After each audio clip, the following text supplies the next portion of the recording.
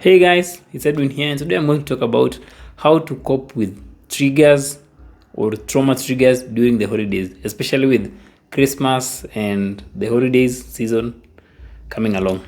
You see, like the holidays are supposed to be the greatest times or the happiest times of the year where like we laugh, connect with our families, our friends, or those close to us.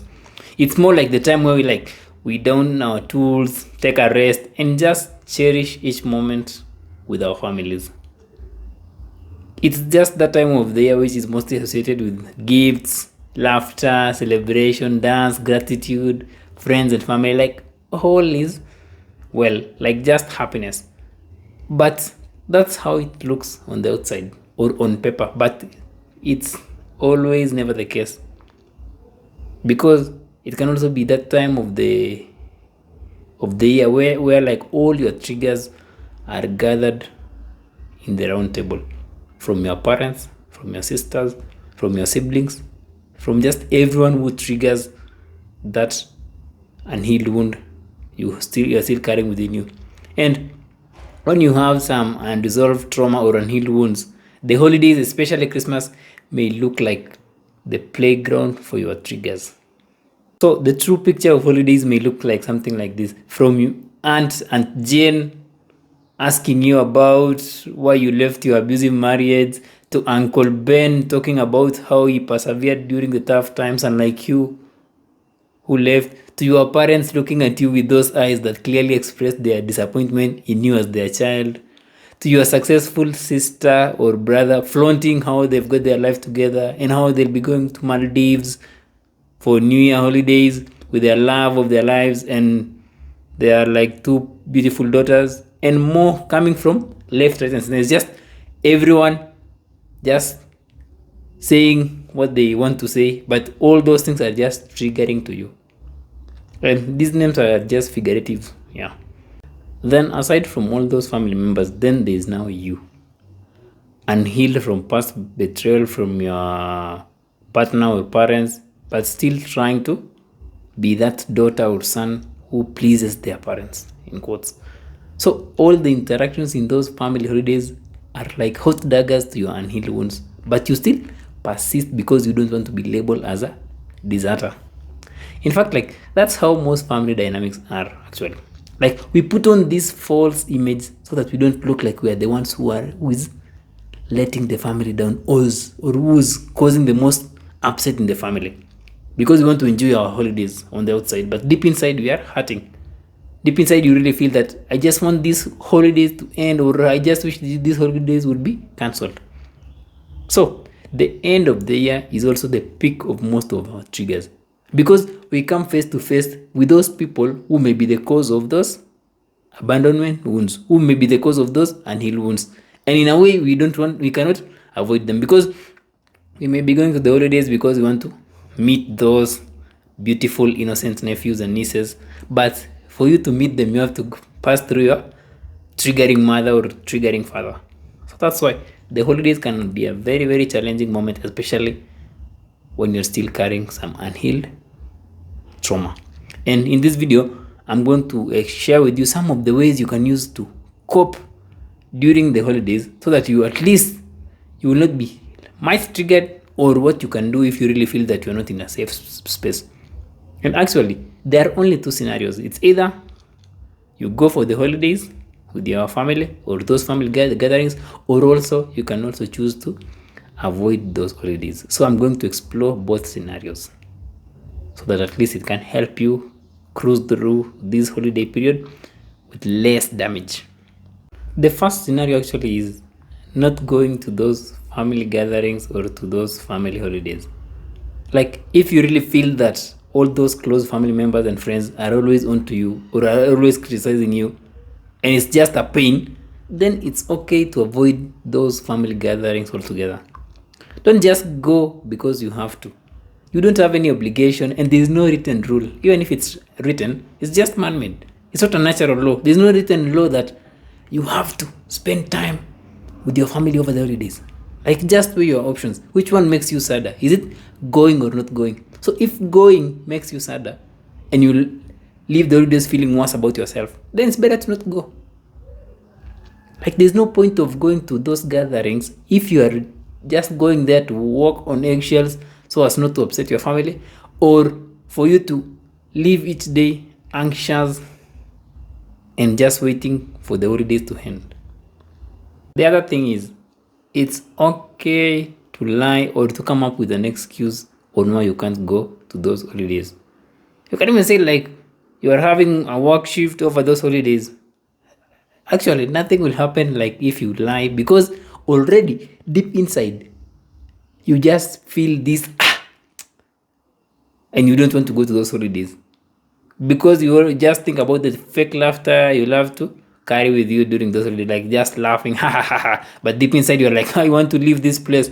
So it means you're already lying to yourself. So it's okay to just come up with the next video and say, like, hey guys, I'll be working over the holidays, I will not come. That will, if that will make you safe. And also, you're not ignoring those family gatherings so that you lock yourself up and ruminate about the past. No, you are avoiding those gatherings, but now you replace those gatherings with activities that bring you joy during the holidays. Like, you just do something different. You can ignore going to those family gatherings, but for yourself, you can look for an activity that you will cherish, that you love doing. You might go to the movies with a friend. You might take a road trip.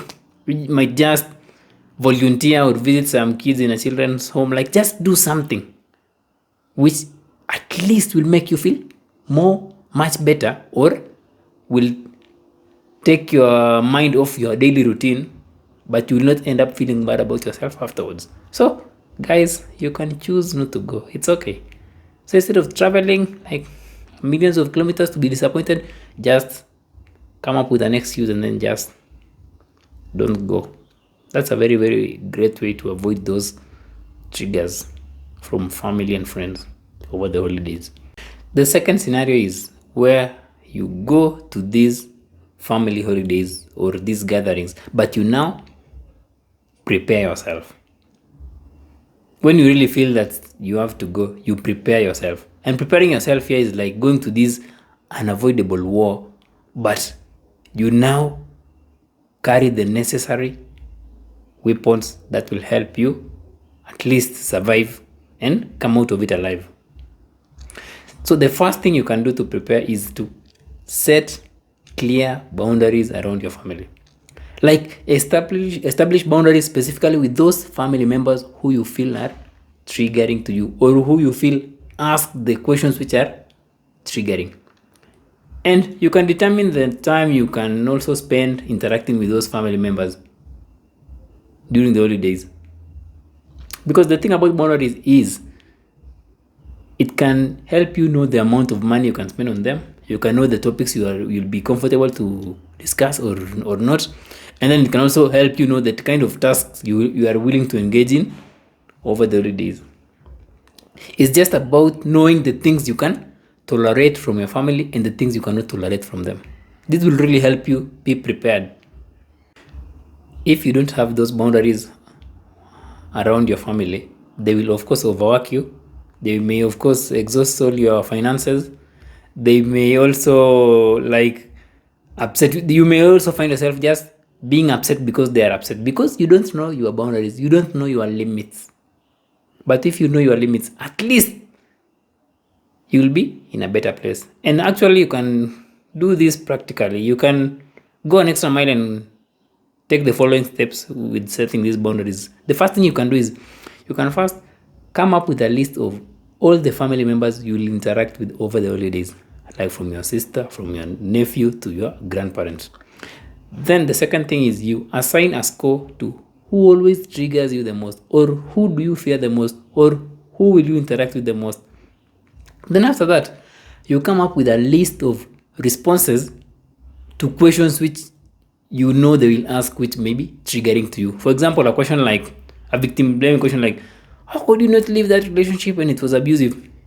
You see, that question is triggering. And the moment someone asks you that question, if you don't have a ready-made response, it will trigger you. So you can have a ready-made response like, thank you for asking that question, but I'm not comfortable discussing it in this present moment. And then you exit and then go and play with your nephews and nieces. Like, when you have these ready-made responses for all those triggering questions, it will mean that you don't have to overthink about it. Because the moment you overthink about it, memories will come flooding to you in that present moment. So you might get emotionally overwhelmed. But when you don't have to think about it, you're just like, thank you for asking. I'm not comfortable discussing that, and then you exit. It will mean that you will avoid being triggered as much. Yes, you might be triggered, but at least having a ready-made response means that they cannot keep scrutinizing you. So you just have these ready-made responses. They really help. And even for myself, like when asked a question like, Edwin, when are you getting married? Then my ready-made response is like, not anytime soon. I am currently concentrating on my career and my business. Simple. Exit. Like, use these responses which are not open-ended. Like, use responses which are closed-ended. Instead that your family will not ask other questions. It's like responses which open room for other questions. No, use responses which do not open room for further questions. This will really save you from anyone who wants to like overstep your boundaries. Also, another thing is you may stumble upon some of the family members or some of distant cousins or distant relatives who can ask you these tough questions which you don't want to answer. Those are the ones who you can brush them off so easily by saying that, no, I don't want to talk about that. Because you meet them like, let's say once in 365 days, so it doesn't matter. So for those family members, you meet them regularly, have those responses. But for those who you really meet them like once in a year, just say no and then move forward. That will really help you when you comes to setting and upholding your boundaries around family members who are triggering. Secondly, like the fact that you are going, it means that you'll be triggered. That's when like you can use some of your family members who you trust as your own support network. Of course, there's always that cousin, that friend, that nephew, or that sibling who really listens to us or is there for us during these tough times. So you can use them as a fallback strategy in a safe space when you feel cornered and you want to talk to someone. And you can also develop like healthy coping mechanisms just to channel out your frustrations during the holidays. You can take a journal and just write something, you meditate, take a walk, or just something that will keep you grounded in that present reality. It's just about being prepared. The last thing you can do is to, of course, minimize interactions with those family members who are triggering to you. Like, avoid those situations where it's just you and them. Avoid those situations where like it can be just you and your mom or your father. If they are any triggering, like if you are together, just step out, go to the kitchen, go to the bathroom. It's just about minimizing interactions you can have with those people that trigger you a lot. And when they want to talk to you in private, you can tag along a nephew or a friend just to sit beside you. Or you can also come up with an excuse. Like, don't let them tear you down with a talk to your own vibe. You can also choose to sleep early to avoid those family meetings or to avoid putting yourself in these vulnerable situations where like people attack you. Or you can also step out when they are drunk because that's the moment where they can talk ill about you. Like, just doing this to enjoy your holiday while minimizing instances where they can criticize you or where they can judge you harshly. That really works.